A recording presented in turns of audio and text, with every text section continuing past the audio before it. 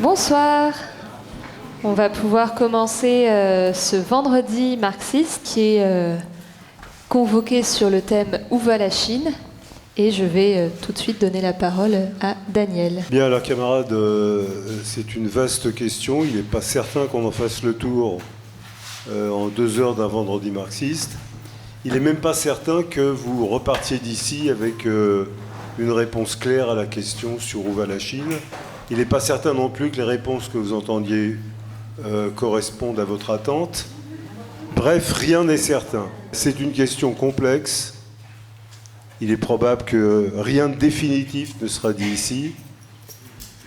Le seul engagement qu'on peut prendre, c'est d'aborder cette question comme nous le faisons dans tous les vendredis marxistes, avec la méthode qui est celle du marxisme, en partant des faits, et en cherchant, en partant des faits, à dégager quelques conclusions politiques, partielles, provisoires, qui permettent d'ouvrir une discussion. Ce vendredi marxiste a une histoire particulière, puisque vous le savez, il y a une conférence internationale du comité d'organisation pour la reconstitution de la 4e internationale qui se tiendra au début du mois de novembre ici en France, avec des camarades de plusieurs douzaines de pays. Et parmi les thèmes de cette conférence du Corki, il y a bien sûr la situation internationale, donc l'appréciation des processus en Chine qui sont au cœur de toute la situation internationale. Et nous avons les 4 camarades masculins d'un certain âge à cette tribune ont uni leurs efforts pour produire l'article qui a été publié dans la revue L'Internationale, dont j'espère que vous l'avez lu, sinon je vous invite à le lire. En tout cas, on ne va pas répéter ici ce qu'on a écrit, on va essayer d'étayer ce qui a été écrit pour permettre à la discussion de se développer. L'histoire de la 4e internationale et celle de la révolution chinoise, de ses succès, de ses défaites, de ses enseignements, sont profondément liées. Pour le mesurer, il faut revenir un siècle en arrière, c'est-à-dire que nous sommes en 1925. Dans une usine du textile à Shanghai, des travailleurs constituent un syndicat pour lutter contre les conditions d'exploitation proches de l'esclavage qu'ils subissent. Une grève est organisée, un contremaître tire, un ouvrier est tué. Une manifestation de protestation s'organise en ville avec les étudiants, 12 morts supplémentaires. Ce ne sont pas malheureusement les premiers morts ouvriers dans des multiples conflits qui se développent dans le pays, mais vous savez, il y a toujours un moment donné où dans les processus révolutionnaires, il y a un point de bascule qui est atteint. Et c'est ce qui se passe.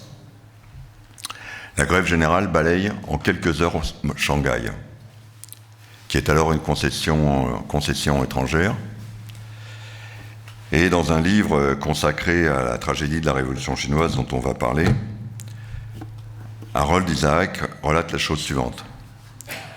Même les domestiques abandonnèrent les maisons des étrangers. Ceux-ci, habitués depuis des dizaines d'années à considérer les Chinois comme autant d'animaux sales, mais nécessaires, furent terrifiés de voir cette masse se lever d'un coup pour leur envoyer la main dans la figure. La grève s'étend dans le pays. À Hong Kong et Canton, qui sont 2 villes dans le sud du pays qui sont proches l'une de l'autre, 400 000 travailleurs immobilisent toute l'activité industrielle, les commerces étrangers. Des piquets de grève forment une armée permanente de plusieurs milliers d'hommes. Les grévistes élisent des délégués dans les entreprises à raison de 1 délégué pour 50. Une conférence de délégués entre toutes les entreprises se réunit, constitue un comité exécutif de la grève générale de 13 membres, et Isaac écrit « Sous les auspices de ce premier embryon d'un pouvoir ouvrier en Chine, un hôpital et 17 écoles pour les ouvriers, les ouvrières, leurs enfants furent créés. Des commissions spéciales géraient les fonds et organisaient les ventes aux enchères des marchandises confisquées. Un tribunal de grévistes fut mis en place. Les fonctions de police passèrent entièrement sous les mains des piquets de grève. Le contrôle de la côte et des ports de province est rendu possible par la coopération avec les unions paysannes. Le militant chinois Leng Ponlang, dont on a publié un document récemment, relate que le manifeste des marins grévistes présente leur lutte comme un combat pour l'unité nationale du pays.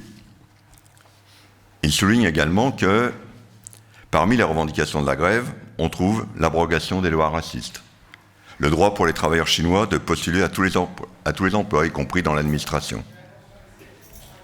Ainsi, la lutte contre l'exploitation se combine-t-elle directement avec la lutte contre l'oppression nationale? Car vous le savez peut-être, à l'époque, la Chine est dominée. Elle a été démembrée par des traités dits inégaux qui ont été signés après les guerres de l'opium au XIXe siècle. Et les impérialistes français, britanniques, allemands, portugais, mais aussi japonais, occupent des ports, disposent de concessions territoriales où ils font la loi. L'humiliation est totale pour la Chine. Elle est démembrée. Un symbole parmi d'autres. Dans les parcs de Shanghai, il y a des affiches apposées à l'entrée, interdits aux chiens et aux Chinois. Dans ces conditions, il y a une question qui se pose. Quel rapport entre la classe ouvrière et la bourgeoisie chinoise dans la lutte contre l'impérialisme? Cette dernière a en effet constitué un parti, le Kuomintang, qui se réclame de l'anti-impérialisme. Parce qu'avec ce parti, la bourgeoisie chinoise cherche à assurer, pour pouvoir assurer son propre développement, revendique que soit reconstituée l'unité de la Chine, en tout cas son unité administrative. Elle cherche à s'assurer une marge de négociation dans les rapports avec l'impérialisme, et c'est un parti de masse. Du côté de la classe ouvrière, les choses sont un peu différentes. Si elle s'est mise en mouvement, comme on vient de le voir avec les grèves extrêmement puissantes dans tout le pays, si une confédération syndicale, la CFTU, a été constituée en 1924 au niveau national, son affirmation politique est encore fragile. Le jeune parti communiste chinois a été constitué en 1921, dans la foulée de la révolution d'octobre. Et la question qui est donc posée, qui est une vraie question, c'est: est-il possible de constituer un front unique anti-impérialiste avec la bourgeoisie chinoise contre la domination étrangère pour assurer la souveraineté de la nation? Cette question avait été traitée par Trotsky dans la théorie de la révolution permanente. Elle le sera également dans l'Internationale communiste du vivant de Lénine, pour qui, citation, « Il est possible d'entrer en relation temporaire avec des mouvements révolutionnaires, dans les colonies, dans les pays arriérés. Il ne faut toutefois jamais fusionner avec eux et toujours conserver le caractère indépendant du mouvement prolétarien. » La théorie de la révolution permanente dont je viens de parler a été élaborée par Léon Trotsky au début du XXe siècle, c'est-à-dire au moment où le capitalisme bascule à son stade impérialisme, c'est-à-dire la réaction sur toute la ligne. Et Trotsky démontre qu'à ce stade, la résolution des tâches démocratiques, que sont notamment la résolution de la question agraire, la constitution de la nation, sont définitivement passées des mains de la bourgeoisie à celles du prolétariat.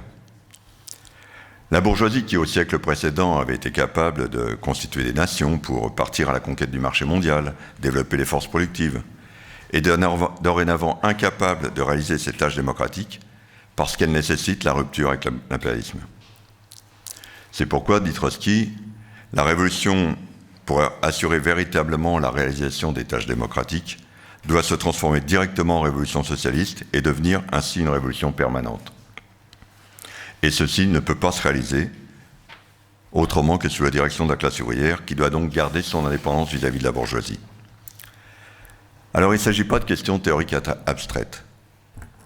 Le jeune parti communiste chinois va être confronté à la politique de la direction stalinienne de l'Internationale communiste. La bureaucratie naissante en Union soviétique a réussi à prendre le contrôle de l'Internationale communiste. Et au nom de la révolution par étapes et de ce qu'elle appelle le bloc des 4 classes, elle va confier à la bourgeoisie, ou prétendre confier à la bourgeoisie, le soin de réaliser la révolution. Or, cette dernière a une claire conscience de ses propres intérêts. Elle sait par exemple qu'en 1925-26, les grèves ne se sont pas limitées aux compagnies étrangères. Elles ont touché les entreprises chinoises. Et même ceux des bourgeois qui, dans le Kuomintang, admettent, je les cite, que le mouvement ouvrier avait donné au pays tout entier une conscience sociale qui était essentielle pour l'édification d'une république nouvelle et vigoureuse à l'échelle de toute la Chine, déclare dans le même temps ne pas être très à l'aise devant les excès malsains de ce mouvement ouvrier et avec le développement rapide des grèves. Il y en a un d'entre eux qui déclare « Utiliser ouvriers est une bonne chose, mais c'est en est une autre que de leur laisser avoir les yeux plus gros que le ventre. Il faut savoir s'arrêter des meilleures choses. » Or, l'internationale communiste, stalinisée, va imposer aux communistes chinois de se subordonner à ce parti bourgeois. Alors ça ne va pas se faire sans difficulté. En 1922, le PC propose au Kuomintang un front unique anti-impérialiste, mais de parti à parti, en disant vous dites que vous luttez contre la domination impérialiste, nous aussi, faisons un bloc. Le Kuomintang refuse. Le représentant de l'internationale communiste, donc qui parle au nom de la bureaucratie de Moscou, propose alors aux militants du PC de rentrer individuellement dans le Kuomintang, dans un parti bourgeois. Dans un premier temps, c'est refusé par la direction du PC. Parce que, dit-elle, elle craint que ça crée des troubles dans les rangs du parti, que ce soit incompréhensible et qu'elle perde son indépendance. La discussion se mène en Union soviétique. Le bureau politique du PC de l'Union soviétique vote en faveur de l'intégration des communistes dans le Kuomintang. Trotsky est le seul à voter contre. En 1923, 2 ans après, la direction du PC cède. Et elle applique cette orientation décidée à Moscou, bien qu'elle ne soit pas vraiment d'accord. En mars 1926, le Kuomintang est même admis, donc c'est un parti bourgeois, comme membre sympathisant de l'Internationale communiste. Son dirigeant, Chiang Kai-shek, est même promu par Staline membre d'honneur du présidium de l'Internationale. Trotsky vote contre. Mars 1926 est une date importante, car au moment même où ce dirigeant bourgeois, d'un parti bourgeois, est encensé par Staline, ses troupes démantèlent le quartier général du comité de grève de Hong Kong et de Canton dont j'ai parlé au début, arrêtent des dizaines de milliers de dirigeants communistes, et à Shanghai, on ramasse les morts ouvriers victimes de la répression du Kuomintang par charrette entière. Le même jour, quelle est la réaction de la bureaucratie du Kremlin face à ce coup? Eh bien, elle appelle à une subordination plus grande encore. Elle demande au Parti communiste chinois qu'il donne tous les membres, les noms de tous ses membres à la direction du Kuomintang. Elle accepte qu'il n'y ait plus aucune directive du comité central du PC qui ne soit pas d'abord soumis à la direction du Kuomintang. Le représentant de l'IC en Chine explique, dans la présente période, les communistes doivent faire le travail de coulis pour le Kuomintang. Moscou demande même que les militants du PC remettent leurs armes. Staline fait adresser des directives écrites pour, je cite, que les paysans ne touchent pas aux terres des officiers et pour que le PCC arrête l'action trop vigoureuse des paysans. Cette politique va aboutir 1 an après à une tragédie. Le 5 avril 1927, Staline fait un discours à Moscou et il attaque Trotsky. Il attaque tous ceux qui viennent avec des mots d'ordre très révolutionnaires et, ironise-t-il, rompez avec la droite, chassez la droite. Et Staline dit non. Nous avons besoin de la droite. Chiang Kai-shek commande l'armée et il ne peut faire autrement que la diriger contre les impérialistes. Nous sommes le 5 avril. 7 jours plus tard, le 12 avril, Chiang Kai-shek fait arrêter toute la direction communiste à Shanghai, pend les dirigeants communistes. La paix grâce aux urnes et l'armée commence ce massacre de milliers de communistes et ce sera ensuite les massacres de Canton. La classe ouvrière chinoise a payé un lourd tribut à cette politique de subordination à la bourgeoisie imposée par le stalinisme. Quelques années plus tard, tirant le bilan de cette politique, Chen Duxiu, dont on parlera plus tard, écrira « Comment le prolétariat chinois et le Parti communiste pouvaient-ils voir clairement leur propre avenir? Comment pouvaient-ils avoir une politique indépendante? Ils ne firent que se livrer pas à pas à la bourgeoisie et se subordonner complètement à elle. Et quand celle-ci se mit à nous massacrer, nous ne sommes plus que faire. » C'est pourquoi l'opposition de gauche internationale, qui commence à se constituer et qui donnera plus tard la 4e internationale, affirme que l'attitude vis-à-vis de la révolution chinoise, c'est-à-dire subordination ou pas à la bourgeoisie, sur le bilan qu'il faut tirer de ce désastre est un des points majeurs de délimitation. Alors la bureaucratie, comme toute bonne bureaucratie, cherchera à faire porter la responsabilité de l'échec qu'elle a engendré sur ceux qu'elle a poussés dans l'impasse. Chan Duxiu, qui fut l'un des fondateurs du Parti communiste chinois, qui en est le secrétaire général, rompt publiquement avec Staline et rejoint l'opposition de gauche internationale. Il adresse une lettre superbe argumentée à tous les membres du Parti communiste chinois pour tirer le bilan. Avec lui sera constituée la section chinoise de la 4e internationale, forte de plusieurs centaines de cadres, en 1931. Alors s'il était nécessaire de revenir sur cette période, c'est parce que sur toutes les questions qui ont été posées en 1927 vont ressurgir avec force en 1949.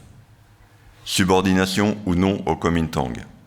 Respect des règles de dernier, fixées par ce dernier, oui ou non. Encourager le mouvement des paysans ou le freiner. Protéger les propriétaires terriens au nom du bloc des 4 classes ou réaliser la réforme agraire. Protéger les patrons patriotes, entre guillemets, chinois, toujours au nom du bloc des 4 classes, ou exproprier. En un mot commençant, chercher un accord avec l'impérialisme et ses représentants directs et indirects en Chine, ou rompre.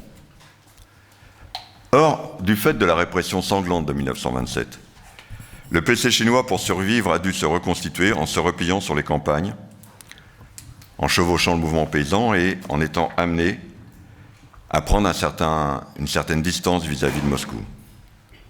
Staline, à la fin de la guerre, continue sur sa ligne et il fait tout ce qui est possible pour préserver le régime de Chiang Kai-shek. Les dirigeants du PC eux-mêmes cherchent une combinaison de collaboration organique avec la bourgeoisie. Mais il y a le mouvement des masses. La révolution agraire limite les possibilités de manœuvre des uns et des autres. La direction du PC est obligée de prendre la décision, contradictoire avec les instructions de Staline et de Moscou, d'appeler à la réforme agraire. Elle le fait à un moment où les paysans ont déjà commencé à prendre le contrôle des terres par leur propre mouvement. En dépit des appels de la direction du PC à ménager les patrons patriotes, les conflits se multiplient dans les villes. Avant même leur libération par les armées paysannes, à Shanghai, des centaines de conflits éclatent. La victoire intervient dans ces conditions avec la décomposition puis la chute du pouvoir corrompu du Kuomintang. Et ensuite, il y a une mécanique.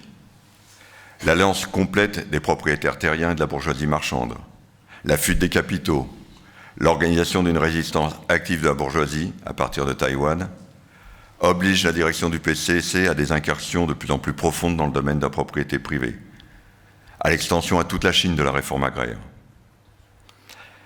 La propriété privée des grands moyens de production, on va y revenir dans cette discussion aujourd'hui, et des banques est arrachée des mains du capital, en premier lieu de l'impérialisme étranger. La nation chinoise est reconstituée. Mais si la mobilisation révolutionnaire des masses, y compris des masses urbaines, contrairement à ce qu'on raconte, constitua le moteur de cette transformation, elle a été à chaque étape strictement contrôlée par le PC. La direction du PCC interdit les organes indépendants, les paysans proses, interdit les comités ouvriers, les occupations d'usines. Mais il reste, comme l'expliquait la revue des trotskistes français en 1964, que nous avons republiée, pour accomplir les tâches démocratiques, c'est-à-dire la question de la terre, de l'indépendance nationale, la révolution chinoise n'a pu vaincre que comme révolution prolétarienne, détruisant jusque dans ses fondements la domination économique et politique du capitalisme. Mais par définition, le monopole du pouvoir de la bureaucratie exige de faire taire tout groupe et tendance indépendante. La section chinoise de la 4e internationale sera la cible privilégiée de la répression maoïste. En 1947, elle compte plusieurs centaines de membres. 549, dit-on, sont enregistrés lorsqu'elle tient son congrès en 1949. Elle a participé à la guerre de libération nationale, elle a une longue tradition. La bureaucratie ne peut pas l'accepter.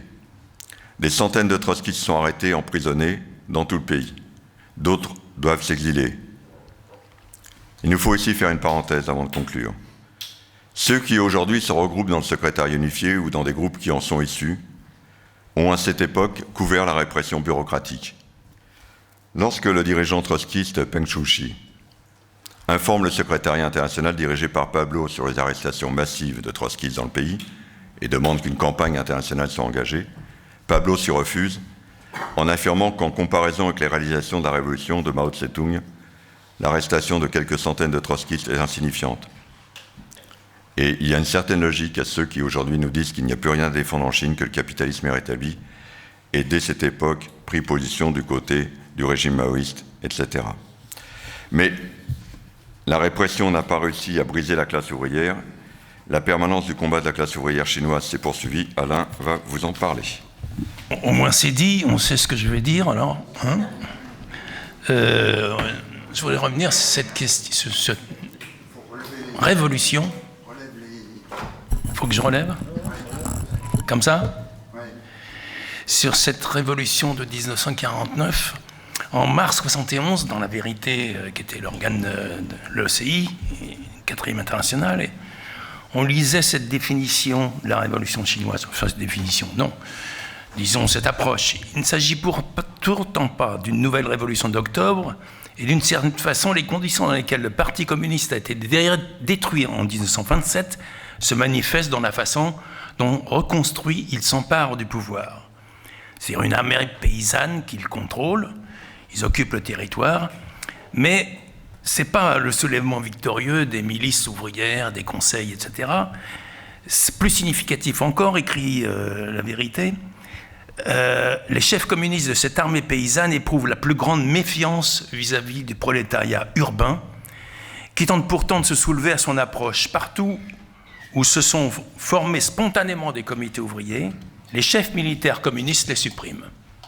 Alors évidemment, là, on a une définition, et on va voir que c'est exactement ce qui s'est passé ensuite. C'est une définition de dans quelles conditions, comment sont faites, après ce qu'a dit Olivier, comment s'est fait cette révolution. Un appareil bureaucratico-militaire qui se réclame du communisme, dirigeant une armée disciplinée de paysans pauvres, mais peu à peu en place un État ouvrier déformé qui substitue, sur la base de sa force armée, à l'État bourgeois du Kuomintang décomposé. Le regretté camarade de Massot disait « c'est un parti communiste qui chevauchait le mouvement de la révolution, la marche à la révolution ». Alors, dès le 14 août 1945, quand il y a eu la reddition du Japon, qui occupait quand même depuis septembre 1931, une grande partie de la Chine, dès le lendemain de la reddition japonaise, Staline reconnaît le gouvernement bourgeois nationaliste du Kuomintang, Chiang Kai-shek, et signe un traité d'amitié, mais en 1946, donc avant la Révolution, on relève déjà combien 2500 conflits du travail. Contre les patrons, mais aussi contre ce gouvernement corrompu qui a pillé toutes les richesses du pays, y compris celles des patrons. En février 1947, le pouvoir, sous la pression ouvrière, bloque les prix de l'alimentation et du chauffage. À Shanghai, le 1er mai, qui était le centre industriel de la Chine à l'époque, le 1er mai 1947, des manifestations de dizaines de milliers d'ouvriers arrachent une quasi-échelle mobile des salaires, alors qu'il y a une hyperinflation qui règne dans tout le pays. La ville compte déjà 500 syndicats et plus de 500 000 adhérents. 1947. C'est-à-dire, après le talon de fer de l'occupation japonaise, la classe ouvrière a reconstitué ses forces et extrêmement vite. Elle est debout, donc, dans le nord. Alors évidemment, ça pose des problèmes. Dans le nord industriel du pays, le Parti communiste dénonce les tendances gauchistes d'un mouvement syndical qui renaît, donc, et qui croit que tout est possible, évidemment. On demandait des augmentations de salaire de 100%. Liu Shaoxi, qui était numéro 2 du PC à l'époque, critique en 1949, au printemps, avant la Révolution, à Tianjin, les camarades qui veulent s'attaquer à la bourgeoisie, et ils condamnent les instincts destructeurs d'un prolétariat de hooligans.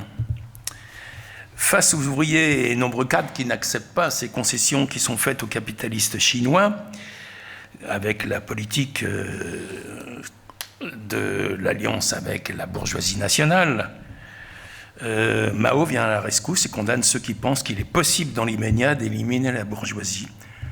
Alors que l'État commande, après la Révolution, donc, en 1949, de contrats forfaitaires qui prévoient le respect du profit capitaliste. Il y a une loi de décembre 1951 qui autorise les actionnaires à percevoir 60% du profit des entreprises qui sont nationalisées.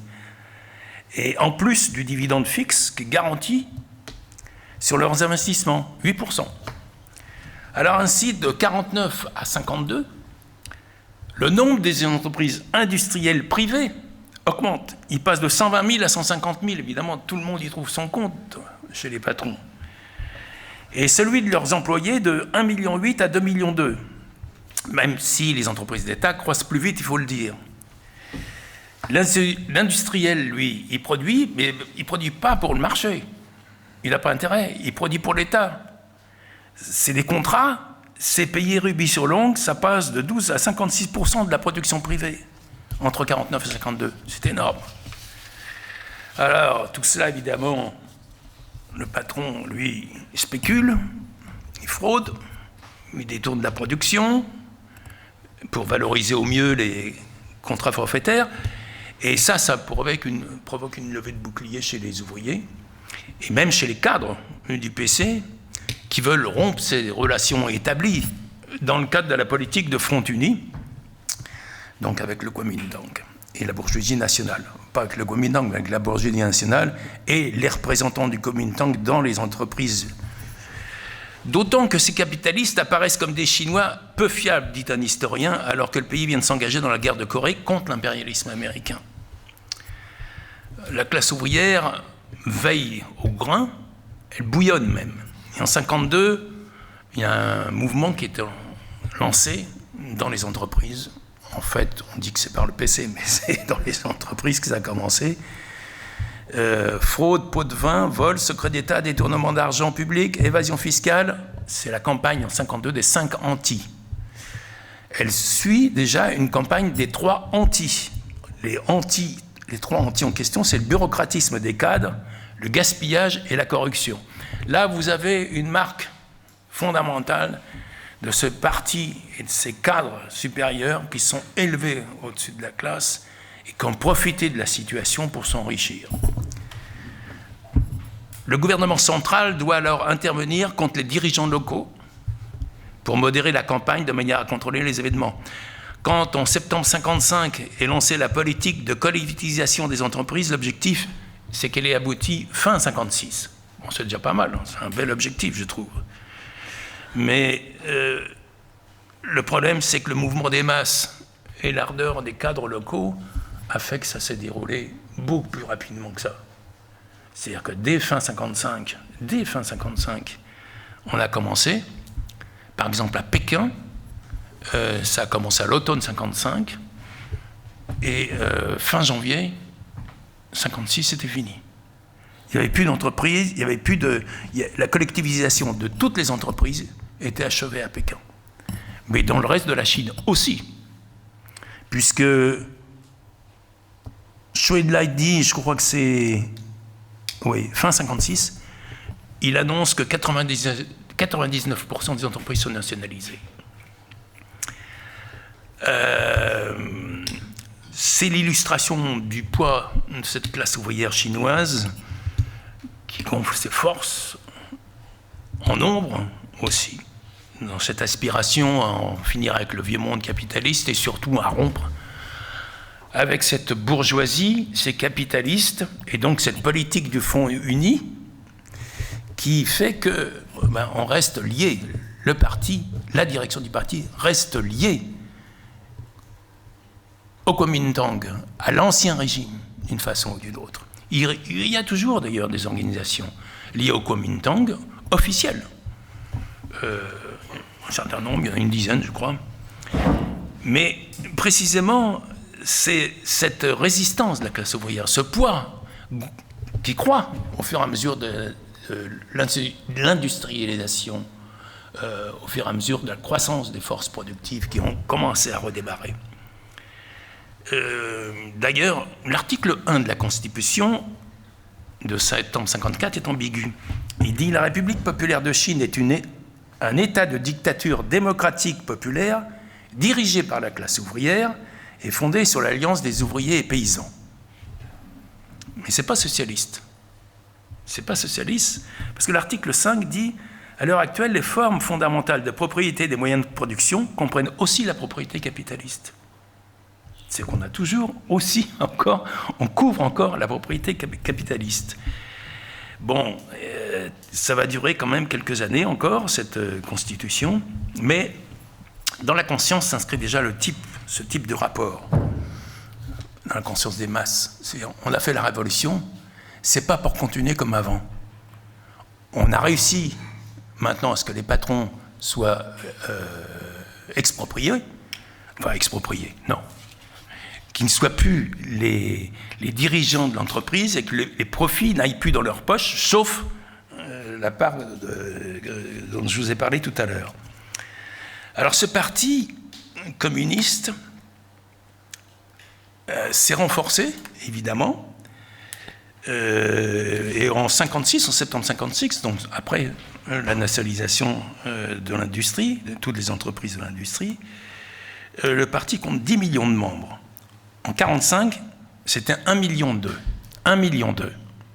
C'est des paysans et des soldats majoritairement, 80%. Mais en 1956, donc, c'est 10,7 millions.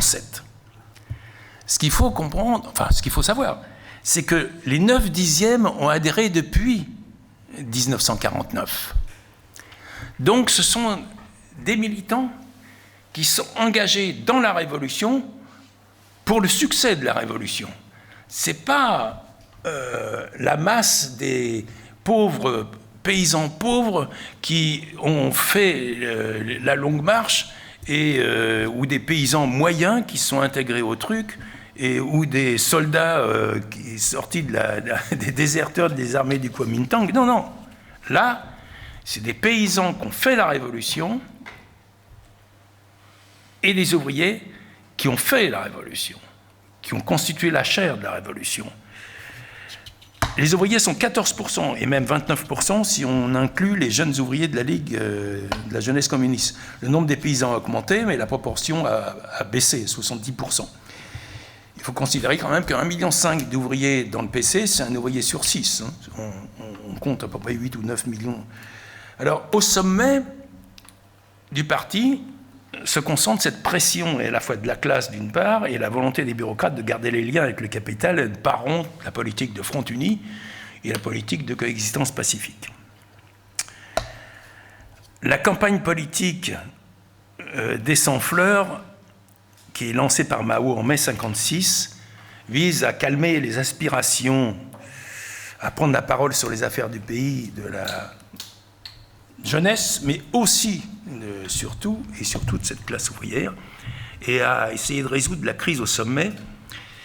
Mais cette campagne de liberté de parole à destination des étudiants et des universitaires s'est vite étendue aux usines à propos du niveau de vie, de la corruption des cadres et de leurs privilèges. On compte à ce moment-là 60 grèves en 1956, mais Mao arrête tout net, tout en 1957, parce qu'il dit qu'il y a des herbes vénéneuses dans ces sans-fleurs. Donc voilà, on arrête tout ça. On ne va pas donner la parole comme ça à n'importe qui, n'importe comment, dans n'importe quelle condition. Et après, donc, vous savez, bon, il y a les contradictions qui se réfractent au sommet du parti, qui fait ce que vous connaissez sous la grande famine, le grand bond en avant, enfin, des choses horribles du point de vue humanitaire, etc. Mais ça ne suffit pas à régler les problèmes à l'intérieur du parti et les rapports du parti avec la classe ouvrière. Et donc là, Mao décide, contre Deng Xiaoping à l'époque et Liu Shaoxi, il lance la fameuse grande révolution culturelle prolétarienne. Bon, c'est une manipulation politique. Il octroie la liberté critique pour les étudiants, c'est-à-dire des fils de cadres, quand même, hein. Les journaux muraux, au plénum de 66, il y a 16 points, avoir confiance dans les masses, hein, et surtout les laisser dire ce qu'elles veulent, il faut que ça fonctionne, qu'elles construisent leurs propres organisations. Vous n'allez pas en revenir. Les décrets de 66 sur les libertés, numéro 1, il est permis de professer n'importe quelle opinion, chacun peut exposer ses propres idées, les assemblées de tout genre sont autorisées, il est permis de publier des journaux muraux. Le quotidien du peuple, qui est le quotidien du PC, en décembre 66, dit préconise l'élection par les masses de groupes, comités et congrès de la révolution culturelle capables de les représenter. Les membres de ces organismes ne doivent pas être désignés par les couches supérieures ni dans les intrigues de coulisses.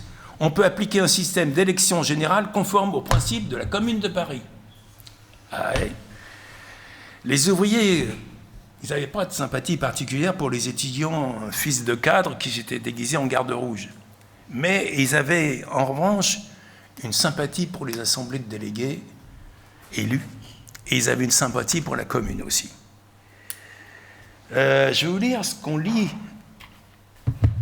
ce qu'on peut lire dans cette excellente revue Mouvement ouvrier, voilà, Lutte de classe et révolution, qui vient de sortir, dans le numéro qui vient de sortir. Un camarade écrit, dans l'usine métallurgique, à propos de cette grande révolution culturelle des masses, à propos de cette grande révolution culturelle des masses, il écrit dans l'usine métallurgique numéro 1 de Pékin se constitue une armée des travailleurs rouges qui, au-delà d'une irritation liée aux exactions des gardes rouges, laisse entendre les revendications de classe. La direction maoïste s'efforce de coller au mouvement, mais sa décision de faire pénétrer la révolution culturelle dans les usines, comme il dit, n'a d'autre résultat que d'encourager les ouvriers à persévérer sur un terrain plus revendicatif que culturel. Une vague de grève touche bientôt l'ensemble des villes industrielles. La classe ouvrière n'échappe certes pas à la division liuxis-maoïste, mais le ressort qui anime les uns ou les autres est plus fort que la pensée de Mao Tse-tung. Revendication salariale, remise en cause des cadences infernales, du système des primes au rendement et du travail aux pièces. À partir d'octobre 1966, des organisations authentiquement ouvrières surgissent. Des affiches dénoncent clairement la couleur. Nous ne voulons plus des anciens syndicats. Et cette fois, une véritable haine de classe qui s'abat sur les bureaucrates. Pardon, ça me trouble cette histoire, ça fait déjà 16 minutes là. Les dirigeants des syndicats officiels sont montrés au peuple. Le ministre des chemins de fer est contraint de travailler, celui des charbonnages est lynché. À Shanghai, en décembre 1966, le port puis la ville entière sont paralysés par la grève générale. Bon, bref, vous lirez, mais bon, c'est passionnant. Comment, précisément, tout ce qui est appel d'air pour la classe ouvrière est saisi par cette classe ouvrière chinoise extrêmement vivante, extrêmement puissante, qui affirme sa puissance en chaque occasion. Donc il aurait fallu que je vous dise, que je vous parle de l'autre événement, le grand événement qui est le grand soulèvement populaire de 1989, mais malheureusement, je n'ai pas le temps. Disons que la marque essentielle de 1989, c'est le fait que les ouvriers sont intervenus, certes après les étudiants, mais avec une grande prudence, et quand ils sont déferlés, il a fallu arrêter tout ça. Parce que là, il y avait, pour la première fois, des organisations autonomes, décidées par eux-mêmes, qui se constituaient des fédérations syndicales, des syndicats, sur la place du Tiananmen, mais dans plein de villes. Je connais au moins une dizaine de villes où il y avait des syndicats indépendants qui se sont constitués à ce moment-là. Et, si vous voulez, quand les 100 000 travailleurs des aciéries de Pékin allaient déferler, après les multiples manifestations où étudiants et ouvriers étaient ensemble par millions, il fallait interrompre tout ça. Donc ça a été la décision par le pouvoir du massacre. C'est la marque indélébile, c'est ça. Ils ont construit des organisations par eux-mêmes, à eux. Voilà. L'histoire de la révolution chinoise, c'est l'histoire de la confrontation entre le mouvement de la classe ouvrière et la bureaucratie qui confisque le pouvoir politique et interdit à la classe ouvrière de s'organiser. Et après 89, qu'en est-il? Après la terrible répression de 1989. Les choses, par ailleurs, le monde a beaucoup changé aujourd'hui, depuis cette époque, la Chine en particulier, et pour essayer d'avancer sur la question où va la Chine, il faut poser la question qu'est devenue la classe ouvrière chinoise depuis cette époque. Depuis à la fin des années 80, les années 90, la situation est marquée, je vous le fais à grands traits, par la privatisation de grandes entreprises d'État dans le Nord, des attaques contre les droits des travailleurs, c'est la fin de l'emploi à vie, la fin du logement qui allait avec le boulot, c'est la désindustrialisation d'une partie, mais c'est aussi, avec l'ouverture dans le sud de la Chine, le développement incommensurable de l'industrie, des millions et des millions de travailleurs migrants qui viennent soit du nord du pays, soit de la campagne, chercher un boulot, s'engager autour de cantons dans les nouvelles zones industrielles. Et c'est en lien avec ça une explosion qu'on en a rarement vue de la lutte de classe ouvrière depuis cette époque. On retrouve souvent au premier plan de ces combats, qui sont évidemment dans des conditions difficiles, soumis à la répression. On trouve au premier plan souvent des vétérans des luttes contre les privatisations du Nord industriel. C'est une longue période de combat, et qui est marquée par un mouvement, inconscient mais constant, permanent de la classe ouvrière, notamment dans le Sud, à chercher à décider pour elle-même. Et de plus en plus, petit à petit, au fur et à mesure des années, on voit, à travers toute une série de grèves, la question de qui décide. Les ouvriers s'opposer au pouvoir de la bureaucratie. Tout ça aboutissant, à un phénomène extrêmement important. En 2010, vous avez dans les usines du sud de la Chine, l'usine Honda, pour la première fois, les travailleurs en grève se retrouvent confrontés au syndicat officiel, il faut dire ce qui est, dégagent le syndicat officiel, élisent leurs propres représentants, et non seulement ils font ça, mais ils arrivent à l'imposer à la direction de la boîte et à la bureaucratie, c'est-à-dire d'imposer leurs propres représentants à eux. Au même moment, quelques centaines de kilomètres alentour, dans une ville à propos de litige sur la question de la terre, vous avez des habitants d'une ville de 15 000 habitants qui dégagent les représentants du Parti communiste, qui sont ceux qui leur posent problème, élisent leurs propres représentants, les maintiennent face à la répression, engagent un bras de fer avec la bureaucratie et l'emportent. C'est quelque chose d'extrêmement, certes, il y a eu un certain temps depuis 89, mais enfin d'extrêmement profond. Dans le même mouvement, toutes ces années, vous avez le développement de, je ne sais pas comment on pourrait dire ça, en anglais on dit des ONG ouvrières, mais ce n'est pas vraiment des ONG ouvrières, c'est des embryons de syndicats, de groupes d'ouvriers licenciés qui après, étant connus par leurs collègues, par leurs camarades, forment d'autres personnes, vont les chercher, vont expliquer comment on s'organise, comment on mène une grève. Bref, un boulot syndical élémentaire. Évidemment, ils le font dans des conditions terribles, mais ces éléments se multiplient. Faute de temps, je ne pourrais pas vous lire tous ces éléments, mais je voudrais citer une anecdote, parce qu'ils illustrent les rapports particuliers qu'il y a quand même entre la classe ouvrière et la bureaucratie chinoise, qui règne pas, certes il y a la répression, mais enfin elle est d'abord terrorisée par les travailleurs. En 2015, avec un camarade, on était allé rencontrer des militants ouvriers, des travailleurs en Chine. On en avait rencontré toute une série, et puis on est amené à rencontrer les 12-15 délégués élus par des travailleuses d'une usine de chaussures qui avaient organisé une grève à 3 reprises. Alors c'était marrant parce qu'on était c'était une rencontre, pas spécialement publique, on était dans un petit bureau, il y avait tous les gamins autour, et elles nous expliquaient, on a tenu une première réunion, on a dû élire d'autres délégués, les premiers s'étaient fait corrompre par le patron, il y a eu une première journée de grève, puis une deuxième, et puis la troisième, le patron veut fermer l'usine contre la grève. Donc on décide, on bloque l'usine. Vous avez toutes les ouvrières qui bloquent l'usine pendant 6 jours. Le patron, avec les dirigeants du Parti communiste, envoie l'équivalent des CRS. Vous avez donc l'usine, le piquet de grève tenu par les ouvrières et les CRS qui les entourent. C'est dans le sud de la Chine, il fait 45 degrés, vous imaginez. Et là, le patron arrive fait sortir 2 palettes de bouteilles de flotte qu'il fait distribuer aux CRS, vous voyez.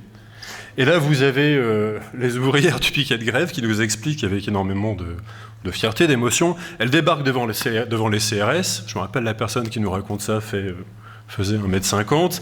Elle arrive devant le CRS, elle dit dans la Constitution, c'est les ouvriers qui sont les maîtres du pays, alors vous devriez être à notre service, ça c'est la bouteille d'eau du patron, tu poses la bouteille d'eau. Toute la rangée de CRS pose la bouteille d'eau, ils ne sont pas touchés. Ça n'a pas empêché la répression, j'y reviendrai après. Enfin, n'importe quel travailleur français qui a tenu un piquet de grève, qui a manifesté face à des CRS, comprend que les rapports sociaux ne sont pas tout à fait les mêmes. Ça n'en fait pas une explication théorique, mais c'est à mon avis important. Vous comprenez aussi pourquoi la bureaucratie ne peut pas tolérer très longtemps ces embryons d'organisations ouvrières indépendantes, ces syndicats indépendants qui commencent à se constituer. Il y a une vague de répression qui s'abat, notamment dans le sud du pays, contre les dirigeants en 2015, et qui fauche, on va dire, les organisations de cette génération. Il faut dire ce qui est dans le plus grand silence du mouvement ouvrier international, contrairement aux campagnes de solidarité que nous avons contribué à organiser. Mais la répression, elle ne peut pas tout effacer. Et le combat constant de la classe ouvrière, soumis y compris aux conditions d'exploitation affreuses et de pire en pire, mais le combat en permanence pour se reconstituer, pour reconquérir ses droits, pour arracher son droit à se représenter est permanent. En 2018, je vous passe les épisodes de répression entre-temps. En 2018, vous avez dans une très grande entreprise dans le nord du... Je ne sais plus si c'est dans le nord, enfin Changchun. On introduit ce qui s'appelle les agences de placement, l'intérim pour nous. Et là, vous avez une situation particulière. Le chef de l'agence d'intérim, il a aussi le bon goût d'être directeur du syndicat officiel et président du Parti communiste local. Donc vous voyez, c'est très simple, il va chercher les ouvriers, il les file à exploiter au patron. Par ailleurs, le patron étant une entreprise combinée avec une entreprise d'État. Mais enfin, les ouvriers, les intérimaires se révoltent, se mettent en grève massivement, font la jonction avec les travailleurs, sous statut. Et c'est un mouvement qui est un des premiers sur ça, mais qui est fondamental. Là encore, s'ils échouent, c'est uniquement faute de solidarité à l'international. Et puis en 2018, on a aussi, qui sort de nulle part, à l'occasion du 1er mai, et c'est pas n'importe quoi, à nouveau une des premières grèves nationales à l'appel des grutiers, qui lance d'ailleurs un appel qui dit c'est la fédération autonome des travailleurs grutiers de la ville, qui appelle à manifester le 1er mai. Ça ressemble quand même à un sacré défi pour la bureaucratie. Vous avez des grèves dans toute une série de villes. Puis évidemment, vous avez le Covid.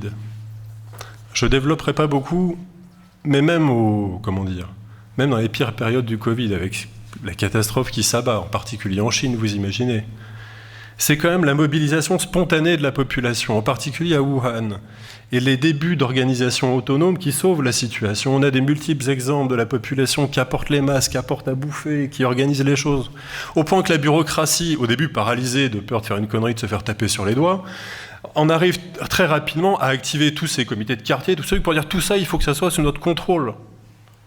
Et puis la fin du Covid. C'est-à-dire la bureaucratie, la bureaucratie en permanence, ça même pas doit tenir compte de la classe ouvrière, mais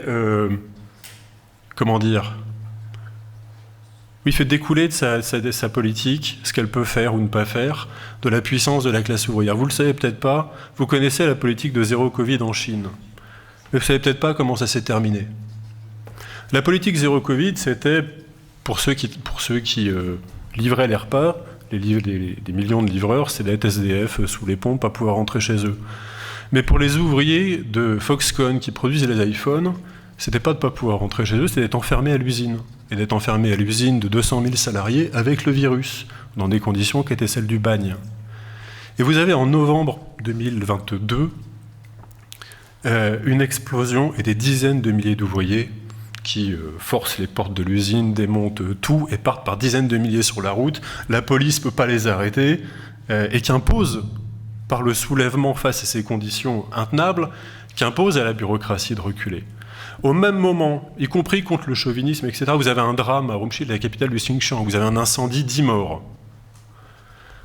Dans les jours, je ne me rappelle plus si c'est le soir même ou dans les jours, mais enfin, la réaction est exemplaire. Vous avez par milliers des manifestants, Han et Ouïghours, qui manifestent ensemble au champ de l'International, contre la bureaucratie. C'est ces éléments-là qui ont fait que la bureaucratie a dû reculer et mettre fin à la politique de zéro Covid. Depuis, c'est l'explosion de toutes les grèves ouvrières. Alors certes, parce que les salaires ne sont pas payés, certes, parce que l'exploitation est pire qu'avant, etc. Tout ça est vrai. Enfin, je vous dis deux exemples. Un exemple, puis je terminerai. Ce mouvement pour reconstituer en permanence. Vous avez en Chine 20 millions de livreurs de repas, des l'équivalent de Deliveroo, etc. On pourrait se dire impossible de faire quoi que ce soit, c'est très compliqué. Et bien vous avez en 2001, dès la fin du Covid, le début d'organisation syndicale, de réseaux de ce type-là, très largement suivi, évidemment réprimé. Enfin, vous n'avez pas une semaine qui passe en Chine sans manifestation de livreurs contre des clients, les plateformes, etc., etc. Et puis, malgré tout, la bureaucratie, elle n'a pas d'autre choix, que de chercher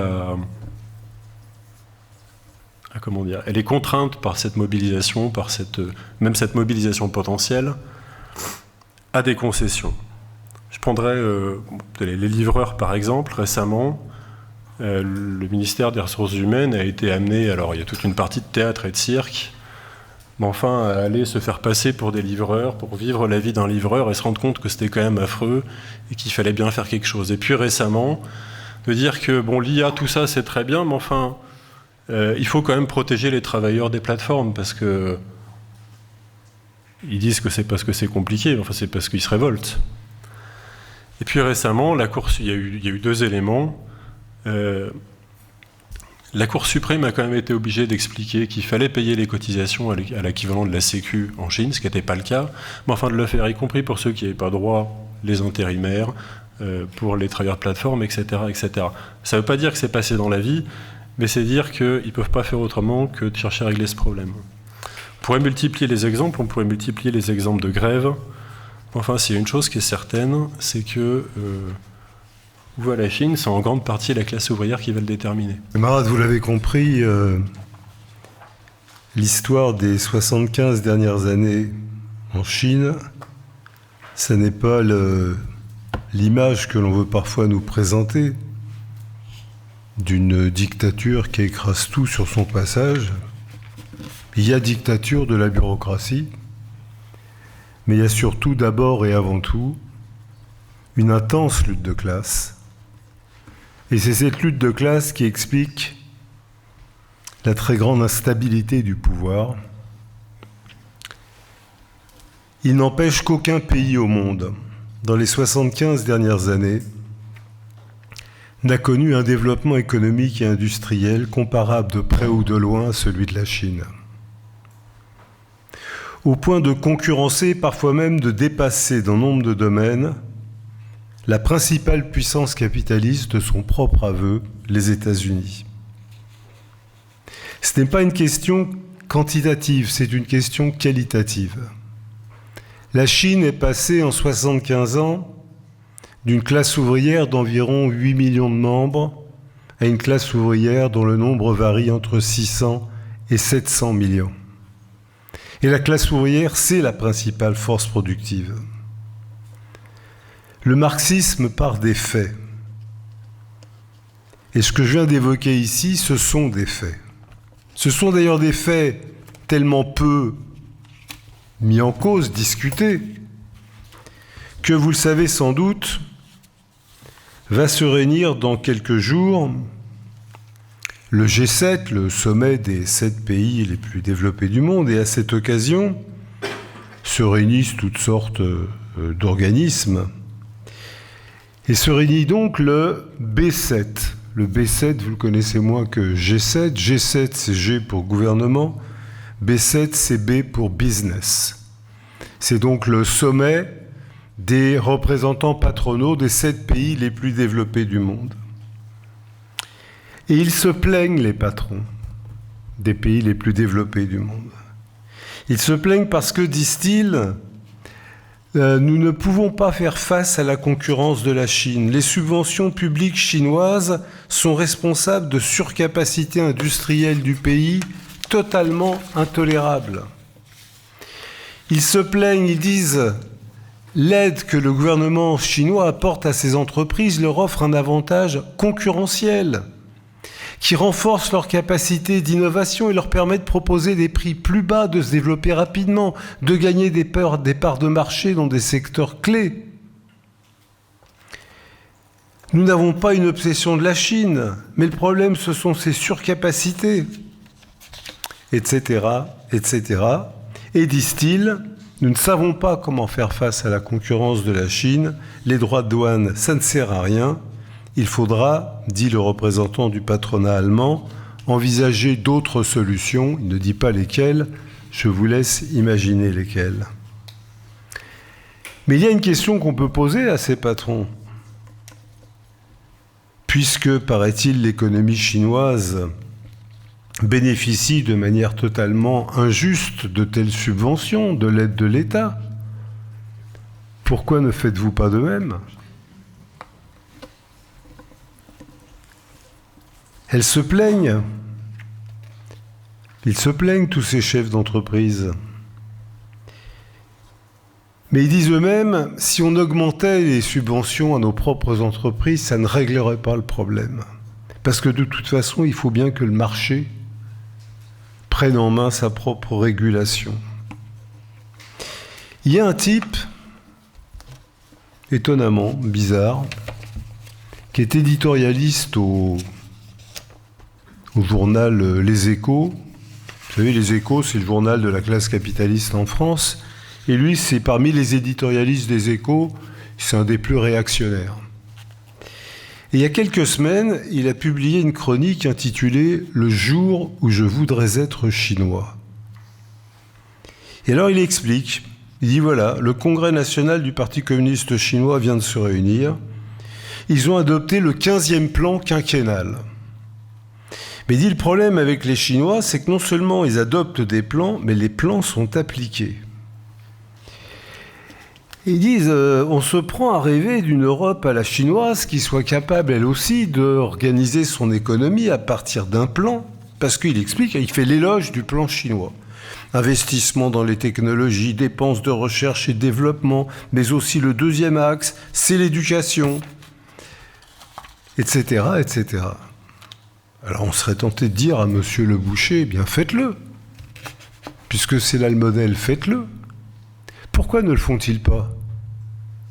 Parce que ce serait un régime autoritaire, mais les capitalistes n'ont pas peur d'un régime autoritaire par principe. Ce n'est pas ça qui les inquiète, non.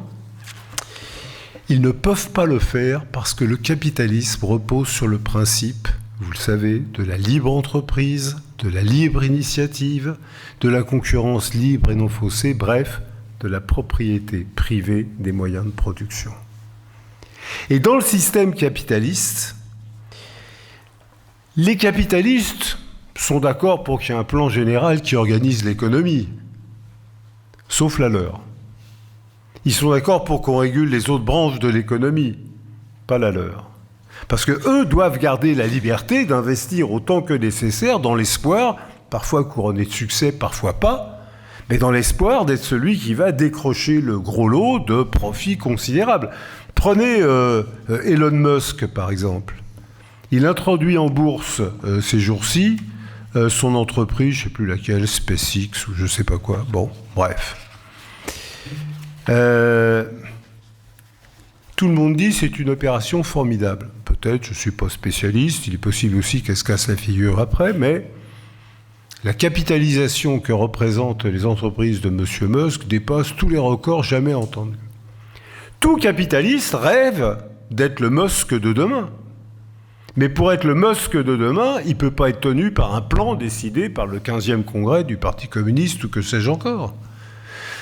Donc, il est obligatoire pour le capitalisme que celui-ci échappe à toute forme de régulation majeure. Il est obligatoire que chaque capitaliste garde le droit imprescriptible de prendre les initiatives qu'il entend prendre. Et de ce point de vue, il y a effectivement une différence majeure entre les deux régimes du point de vue du mode de production. Le développement reconnu par tous de l'économie chinoise, la constitution de cette classe ouvrière extrêmement puissante, je parle du point de vue de son nombre, de sa concentration, pas nécessairement de ses droits, la place qu'occupe l'économie chinoise dans toutes les branches les plus, les plus en avance sur un plan technologique, hein, tout ce qui est la high-tech, les microprocesseurs, les puces et autant de choses auxquelles je ne comprends rien, mais j'ai compris que c'était ce qui était important. La place qu'occupe l'économie chinoise sur ce plan-là est l'expression d'un bond en avant jamais connu dans l'histoire. Ce pays, un des plus arriérés du monde il y a 75 ans, majoritairement paysan, comme l'ont rappelé les camarades, est passé en 75 ans au rang de deuxième économie mondiale, flirtant avec des degrés de productivité de la première économie. Qu'est-ce qui explique cela, camarades ? Non pas que ce soit le socialisme, c'est certainement pas le socialisme en Chine. Mais ce qui explique cela, c'est qu'entre les deux modes de production, celui qui est fondé sur la recherche du profit à partir de la propriété privée des moyens de production, et celui qui n'est pas fondé sur la recherche du profit, même si des bureaucrates s'accaparent des parts de la production considérables, mais le moteur de l'économie chinoise n'est pas la satisfaction du besoin de profit des capitalistes et de chacun des capitalistes en tant que tel. Entre les deux modes de production, comme on dit maintenant, il n'y a pas photo. Aucun pays autre que la Chine n'a connu durant la même période un développement comparable, au point que les capitalistes s'arrachent les cheveux, et vous pouvez lire tous les jours dans la presse le fait que la principale question du G7 à Évian, ça va être par exemple, je lis encore dans un journal hier matin, avant-hier, s'il fallait un exemple pour illustrer les déséquilibres macroéconomiques mondiaux, question qui sera au cœur du G7, il est venu ce mardi, l'excédent commercial chinois de biens a atteint 100 milliards de dollars au mois de mai et le déficit commercial des États-Unis a atteint la même somme, 100 milliards de dollars. Et le problème, disent-ils, c'est qu'il n'y a pas de mesures de correction pour des pays en excédent comme la Chine. On sait imposer des mesures de correction pour les pays en déficit, mais pour les pays en excédent, on ne sait pas comment faire. Le plus probable, c'est que les pays européens asiatiques vont être dans une situation intenable, les marchés vont se refermer. La Chine est donc un problème pour l'économie capitaliste dans le monde entier. Et elle est un problème du fait précisément que pour l'heure, son économie n'est pas régie par la réponse aux besoins de profit de la classe capitaliste. Alors on dirait, elle est régie par quoi cette économie ? C'est effectivement une question à laquelle il est difficile d'apporter une réponse exacte. L'économie chinoise est contrôlée, vous l'avez vu dans la citation, par le Parti communiste. C'est le 15e congrès du Parti communiste qui a adopté le plan. Le plan, c'est ce qui régit tous les objectifs de production dans différentes branches. Le Parti communiste contrôle l'État. Mais qui contrôle le Parti communiste ? Les différentes strates de la bureaucratie dont on a parlé. Quels sont leurs critères ? Leurs critères, quand vous êtes une bureaucratie de je ne sais pas combien, 10 millions, 15 millions, 20 millions, vous avez 10, 15, 20 millions de gens qui ne sont pas propriétaires en propre des moyens de production, mais qui bénéficient de privilèges considérables, qui bénéficient d'un train de vie, d'une éducation pour leurs enfants, de l'usage de propriétés luxueuses et de bien d'autres avantages. Ils en bénéficient non pas parce que ces richesses leur appartiennent en propre, mais ils en bénéficient comme membres de cette bureaucratie avec ses différents étages au sommet, intermédiaire, plus petite, et chacun détourne à son profit l'usage de ceci ou de cela, sans jamais pouvoir le transmettre à ses enfants. On n'est pas dans le système capitaliste. Sans être garanti d'en bénéficier toute sa vie. Les camarades qui ont parlé avant moi et qui brièvement ont retracé quelques grandes étapes de l'histoire chinoise des 75 dernières années ne vous ont pas dit à chaque étape qu'est devenu tel dirigeant de premier plan déchu du jour au lendemain. Certains ont été fusillés, certains ont été emprisonnés, certains se sont retrouvés à balayer les rues. On n'est pas dans le régime de la propriété privée des moyens de production. Donc, cette bureaucratie, elle détermine sa politique en fonction de ce qui lui paraît le plus favorable à sa survie, ce que les dirigeants appelleront sa stabilité, Mais toutes les fractions de la bureaucratie n'ont pas la même analyse de où va leur stabilité. D'où les contradictions, d'où les conflits qu'on a vus dans la révolution culturelle, qu'on a vus dans d'autres épisodes, d'où les règlements de compte.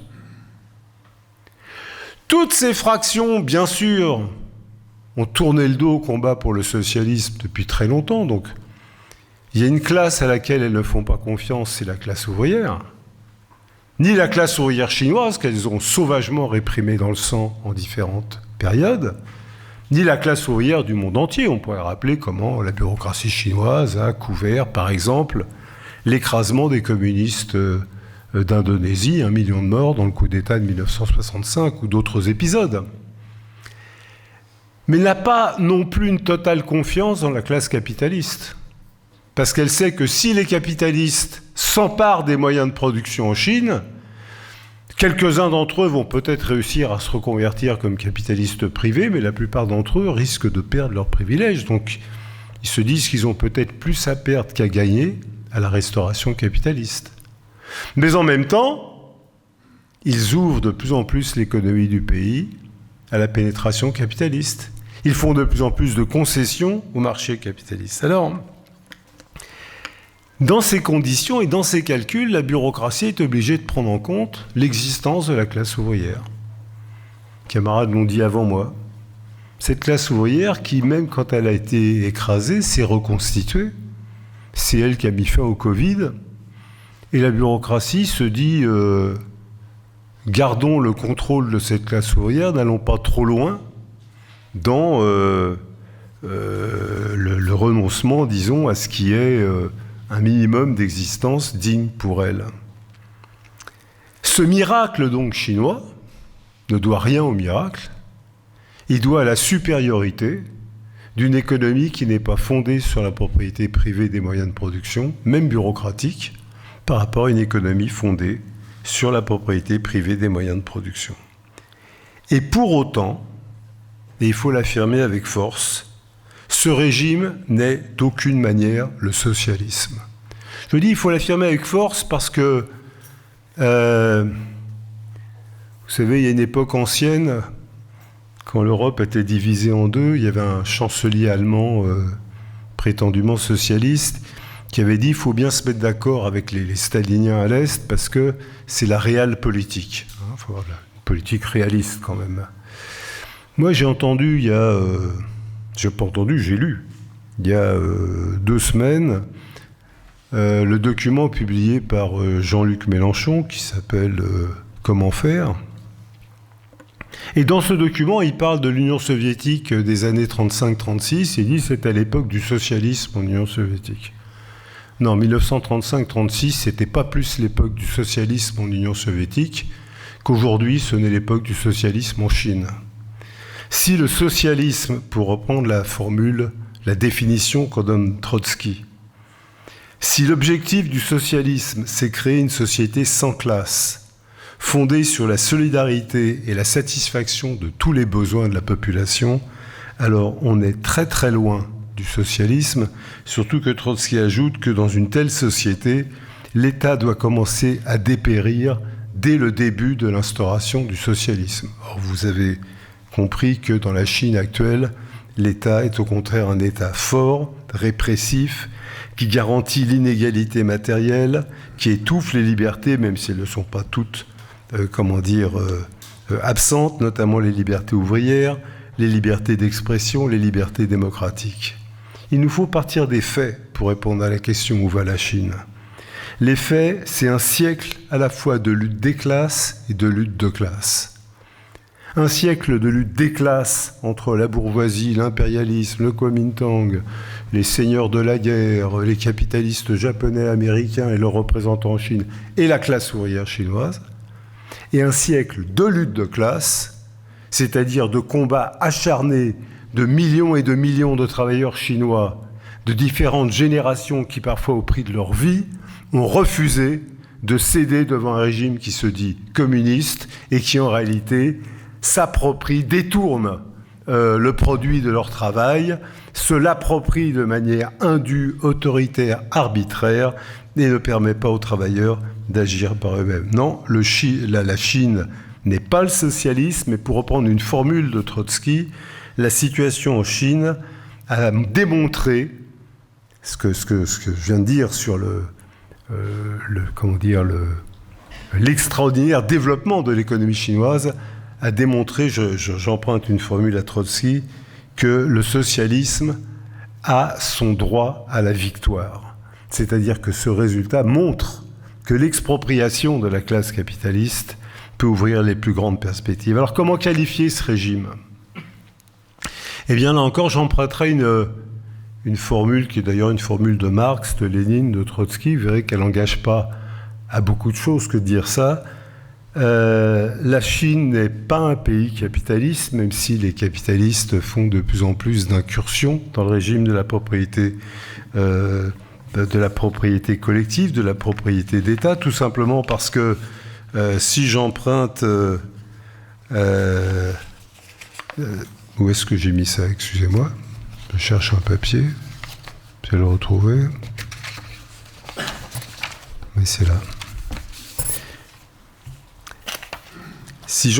Trotsky donne la définition suivante. Il dit la nationalisation du sol, des moyens de production, des transports, des échanges, et aussi le monopole du commerce extérieur forment les bases d'une société qu'on peut définir comme un État prolétarien, même si, ajoute-t-il, la bureaucratie qui la dirige ressemble à toute autre bureaucratie, y compris celle du fascisme.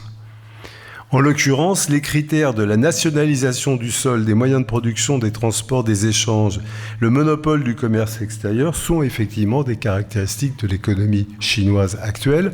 Et la direction par le Parti communiste chinois, la direction politique de l'État, permet d'illustrer cela. Donc, je serais tenté de dire que la Chine, aujourd'hui, est une société en transition. C'est un régime transitoire, mais il peut transiter dans un sens ou dans un autre. Ce régime qui ne repose pas sur la propriété privée des moyens de production peut demain déboucher sur la victoire du socialisme si la classe ouvrière chinoise est à même, s'organisant par elle-même, et les camarades ont montré comment de façon embryonnaire elle cherche à le faire, elle a cherché à le faire dans les dernières décennies, si la classe ouvrière chinoise, s'organisant par elle-même, chasse la bureaucratie et prend en main la réorganisation totale, sociale et politique du pays sous son contrôle. Mais la transition peut aussi être une transition vers la restauration capitaliste, et on comprend que la restauration capitaliste, ce ne sera pas la restauration d'une bourgeoisie chinoise, bien qu'il y ait des bourgeois chinois. Ce sera d'abord et avant tout, à travers cette bourgeoisie comprador, la prise du contrôle par les multinationales étrangères, notamment américaines, sans aucun doute aussi des déchirements majeurs en rapport avec l'extension de la guerre. La bureaucratie chinoise mène une politique marquée par les plus grands zigzags, les camarades l'ont montré avant moi. Et par conséquent, l'issue dépend et dépendra de plus en plus de la lutte des forces vives de la société au plan national et aussi international. Toute vision, vous savez, linéaire, la Chine a basculé dans le capitalisme. Déjà, il faudrait le démontrer. Et puis, voilà, les choses se sont faites du jour au lendemain. Une contre-révolution a totalement inversé les rapports sociaux de production dans le deuxième pays le plus peuplé du monde, et on ne s'en est pas rendu compte. Et personne n'est capable de dire quand est-ce que ça s'est passé. Est-ce que c'était avant-hier, l'an dernier, il y a 10 ans ? Non. La vraie vie, c'est pas comme ça. Par conséquent, à la question où va la Chine, si des camarades sont venus ici dans l'espoir de repartir avec une réponse bien claire, la Chine va vers la restauration capitaliste, c'est une certitude, et elle aboutira inéluctablement. Ou à l'inverse, s'ils sont venus pour se rassurer, la révolution politique va chasser les bureaucrates, c'est une certitude, et la classe ouvrière prendra le pouvoir politique entre ses mains. Si vous êtes venus ici avec de telles espérances, vous repartirez déçus, parce que personne ne peut affirmer ni l'une ni l'autre. C'est l'objet précisément de la lutte de classe, de l'extraordinaire lutte qui est engagée depuis 75 ans. C'est beaucoup, 75 ans, dans la vie d'un individu. À l'échelle de l'histoire, c'est quelque chose malgré tout d'assez, de relatif. Mais par conséquent, force est de constater, d'ailleurs on pourrait poser la question, mais est-ce que cette classe, cette couche bureaucratique chinoise n'a pas constitué une nouvelle classe sociale ? Mais elle n'a pas créé de base sociale à sa domination, par exemple sous forme de conditions particulières de propriété. Et par conséquent, on ne peut pas séparer les hauts et les bas du processus révolutionnaire en Chine, des hauts et des bas de la lutte de classe internationale. Vous savez, dans un livre important que Trotsky a écrit, qui s'appelle La Révolution trahie, il fait remarquer que l'histoire de l'opposition de gauche, c'est-à-dire de ce qui allait donner naissance à la 4e internationale, est étroitement reliée au processus de développement ou de recul de la Révolution. Il dit par exemple, jusqu'en 1923, l'opposition de gauche pouvait s'exprimer assez librement parce que tous les regards étaient tournés vers l'Allemagne, la révolution allemande était imminente, et donc Staline ne savait pas si la révolution allemande l'emporte. Bon, il serait obligé de ravaler sa théorie du socialisme dans un seul pays. Les ouvriers disaient, s'il y a la révolution allemande, c'est un pays tellement riche par rapport à nous, ça va desserrer le goulot qui nous étrangle. Donc Trotsky dit, jusqu'à novembre 23, les choses allaient à peu près. Et puis novembre 23, révolution allemande qui échoue. Immédiatement, la bureaucratie stalinienne en tire comme conclusion qu'elle peut franchir un cran dans l'écrasement de l'opposition de gauche. Et elle le fait, elle exclut un certain nombre de dirigeants, elle les pourchasse, elle les persécute. Trotsky perd ses responsabilités dans le Parti communiste. Néanmoins, le mouvement se poursuit à l'échelle internationale et arrive cette révolution chinoise dont Olivier a parlé, 1925, 26, 27, et de nouveau, les yeux des travailleurs du monde entier, et notamment dans l'URSS de l'époque, se tournent cette fois vers la Chine en disant « si la révolution chinoise l'emporte, alors les choses peuvent changer ». Bien, la révolution chinoise a été écrasée dans les conditions qui ont été exposées du fait de la politique de Staline.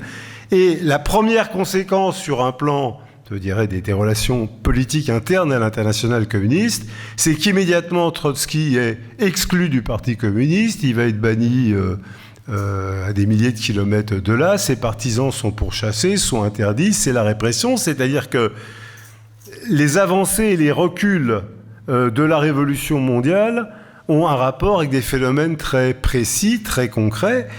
Et je dis cela parce que, pour moi, la leçon de ce qui se passe, la leçon très provisoire de ce qui se passe en Chine, ce qui se passe depuis 75 ans, même depuis 100 ans, y compris ce qui se passe maintenant,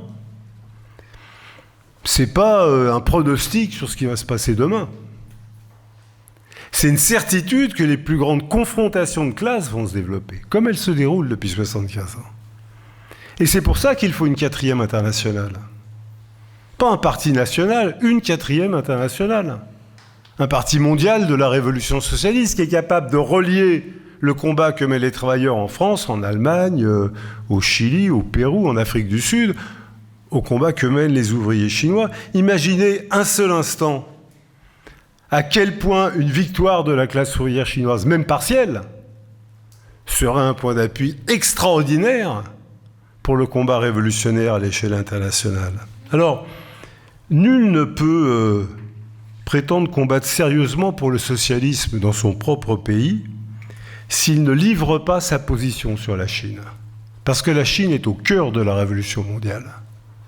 Quiconque prétend avoir une position cohérente dans le combat pour le socialisme et contourner la question théorique et politique de la Chine ne peut pas être pris au sérieux.